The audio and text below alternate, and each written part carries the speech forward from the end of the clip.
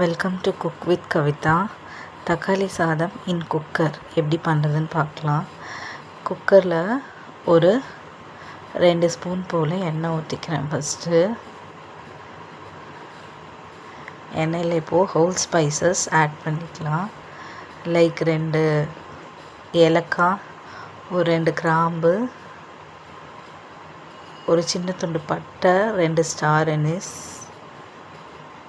சோம்பு ஆட் பண்ணி சோம்பு பொரிஞ்சதும் எல்லா ஸ்பைசஸும் நல்லா பொரிஞ்சதுக்கப்புறமா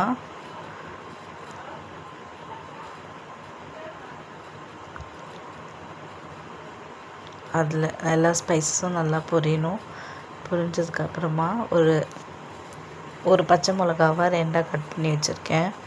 பச்சை மிளகா, அதுக்கப்புறம் வெங்காயம், ஒரு பெரிய வெங்காயம். பெரிய வெங்காயம் ஓரளவுக்கு நல்லா குக் ஆனதுக்கப்புறம் நல்லா வதங்கி வரணும். வெங்காயம் வதங்கினதுக்கப்புறம்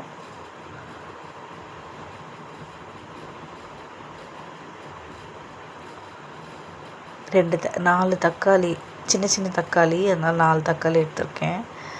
4 தக்காளியை அதில் ஆட் பண்ணி நல்லா அது மஷியாக நல்லா குழன்னு வேகிற வரைக்கும் விட்டுறணும். அது கூடவே நான் இஞ்சி பூண்டு பேஸ்ட்டையும் ஆட் பண்ணிக்கிறேன். ஆட் பண்ணி நல்லா வதங்குற வரைக்கும் வெயிட் பண்ணலாம். ஒரு 2 தடவை கலந்து விட்டுட்டு அப்படியே வெயிட் பண்ணலாம். தக்காளி போகிற அளவுக்கு மஷியாக குக் ஆனதும் ஸ்பைஸ் பவுடர்ஸ் எல்லாத்தையும் ஆட் பண்ணணும். முதல்ல ஃபஸ்ட்டு சால்ட் ஆட் பண்ணிக்கிறேன். சால்ட் ஆட் பண்ணாலே தக்காளி சீக்கிரம் வெந்துடும். சால்ட்டுக்கு அப்புறம் மஞ்சள் ஒரு 1/2 ஸ்பூன், ஒரு ஸ்பூன் குழம்பு மிளகாத்தூள், ஒரு ஸ்பூன் அளவுக்கு தனியாத்தூள், ஒரு 1/2 ஸ்பூன் கரம் மசாலா. இந்த எல்லா ஸ்பைஸ் பவுடர்ஸையும் ஒரு தடவை கலந்து விட்டுறணும். நல்லா மிக்ஸ் ஆனதுக்கப்புறம் லைட்டாக அதில் வாட்டர் ஆட் பண்ணிக்கிறேன். வாட்டர் ஆட் பண்ணோன்னா கரிஞ்சு போயிடாமல் இருக்கும்.